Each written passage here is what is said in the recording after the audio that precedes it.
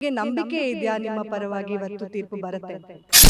ಮಾನ್ಯ ನ್ಯಾಯಾಲಯ ಎಲ್ಲ ದಾಖಲಾತಿಗಳನ್ನ ಪರಿಗಣಿಸಿ ಆದೇಶ ಮಾಡುತ್ತೆ ಅಂತ ನಂಬಿಕೆ ನನಗೆ. ಅವ್ರ ಪರವಾಗಿ ಏನಾದ್ರೂ ಆದ್ರೆ ನಿಮ್ಮ ಮುಂದಿನ ನಡೆ ಏನಾಗಿರುತ್ತೆ? ಅನಿವಾರ್ಯ ಆಗಿತ್ತು ಅಂತಂದ್ರೆ ನಾವು ಮಾನ್ಯ ಸರ್ವೋಚ್ಚ ನ್ಯಾಯಾಲಯಕ್ಕೆ ಮೇಲ್ಮನವಿ ಸಲ್ಲಿಸ್ತೇವೆ. ಇಂದು ಹೈಕೋರ್ಟ್ನಲ್ಲಿ ಸಿಎಂ ಸಿದ್ದರಾಮಯ್ಯ ಅವರ ಪ್ರಾಸಿಕ್ಯೂಷನ್ ವಿಚಾರವಾಗಿ ದೊಡ್ಡ ಮಹತ್ವದ ತೀರ್ಪು ಬರಲಿದೆ. ದೂರುದಾರರಾಗಿರುವಂತಹ ಸ್ನೇಹಮಯಿ ಕೃಷ್ಣ ಅವ್ರು ನಮ್ಮ ಜೊತೆ ಇದ್ದಾರೆ. ನಾನು ಅವ್ರನ್ನ ಮಾತನಾಡಿಸ್ತಾ ಹೋಗ್ತೀನಿ. ಸರ್, ನಿಮಗೆ ನಂಬಿಕೆ ಇದೆಯಾ ನಿಮ್ಮ ಪರವಾಗಿ ಇವತ್ತು ತೀರ್ಪು ಬರುತ್ತೆ ಅಂತ ಹೇಳಿ?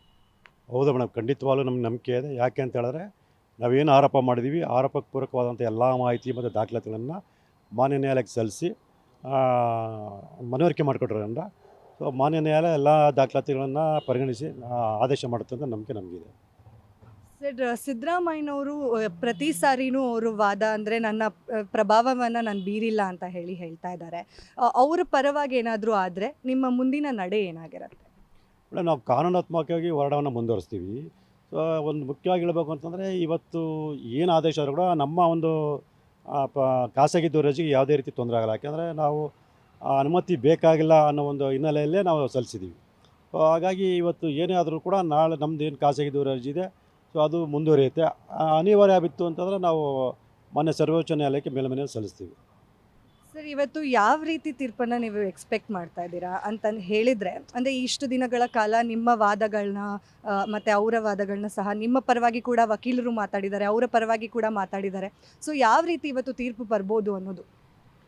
ಅದೇ ಏನು ನಾವು ಆರೋಪ ಮಾಡಿದ್ದೀವಿ, ಆರೋಪ ಮೇಲ್ನೋಟಕ್ಕೆ ಸಾಬೀತಾಗುವಂಥ ಎಲ್ಲ ಸಾಕ್ಷ್ಯಗಳಿರೋದ್ರಿಂದ ಸೊ ಆರೋಪಕ್ಕೆ ಪೂರಕವಾದಂತಹ ತನಿಖೆ ನಡೆಸೋದು ಅಗತ್ಯ ಅಂತೇಳಿ ಸೊ ಮಾನ್ಯ ನ್ಯಾಯಾಲಯಕ್ಕೆ ಮನವರಿಕೆ ಆಗಿದೆ. ಸೊ ಈ ನೆಲೆಯಲ್ಲಿ ತನಿಖೆ ನಡೆಸೋದ್ರ ಬಗ್ಗೆ ಸೊ ತೀರ್ಪು ಬರುತ್ತೆ ಅನ್ನೋ ನಿರೀಕ್ಷೆ ನಮ್ಗೆ ಇದೆ. ಯಾವ ರೀತಿ ಪ್ರಿಪೇರ್ ಮಾಡ್ಕೊಂಡಿದ್ದೀರಾ ಸರ್? ಇವತ್ತು ನಿಮಗೂ ಕೂಡ ಒಂದು ದೊಡ್ಡ ದಿನಾನೇ, ಯಾಕಂದರೆ ತೀರ್ಪು ನೀವು ದೂರುದಾರರಾಗಿರೋದ್ರಿಂದ ಯಾವ ರೀತಿ ಎಲ್ಲ ಪ್ರಿಪ್ರೇಷನ್ಸ್ ಮಾಡ್ಕೊಂಡಿದ್ದೀರಾ ಇವತ್ತು ತೀರ್ಪು ಬಗ್ಗೆ? ಏನೆಲ್ಲ ಇವತ್ತು ಏನು ಒಂದು ಮಾನ್ಯ ನ್ಯಾಯಾಲಯ ತೀರ್ಪು ಕೊಡುತ್ತೆ, ಆ ತೀರ್ಪನ್ನು ನಾಳೆ ಜನಪ್ರತಿನಿಧಿಗಳ ವಿಶೇಷ ನ್ಯಾಯಾಲಯದಲ್ಲಿ ಅದು ಗಮನಕ್ಕೆ ತಂದು ನಮ್ಮ ದೂರರ್ಜಿಗೆ ಸಂಬಂಧಪಟ್ಟಾಗೆ ಒಂದು ಸೂಕ್ತ ಆದೇಶ ಮಾಡೋದಕ್ಕೆ ಮನವಿ ಮಾಡ್ಕೊಳ್ತೀವಿ.